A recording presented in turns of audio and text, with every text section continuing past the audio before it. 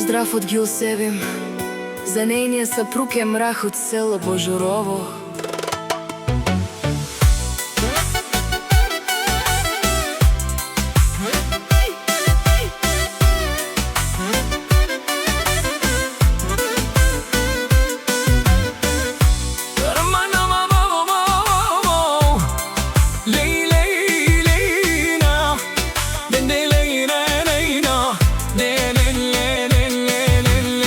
Момичета, не му пишете, Емрах не търси принцеси, штото вече си има кралица Гюлсевим. Ако много настоявате, ще получите блокиране и малко депресия за спомен.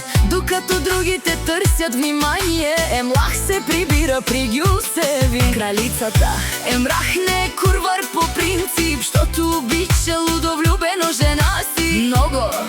Но ако се наложи, Гюлсевим ще му даде позволение за 2 дена филми и ще ви спре банкомата.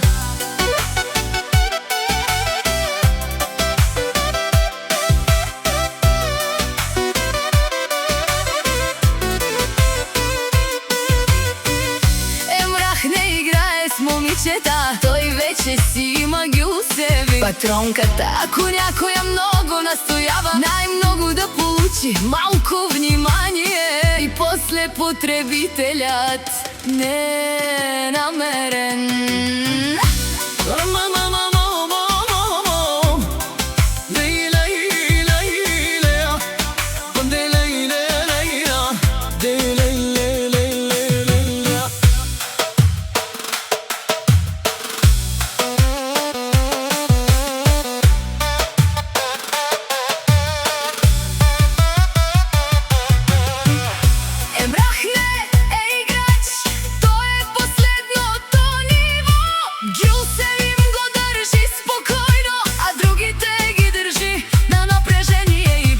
Душманен ги як ровела, ман наш тиолете перавен.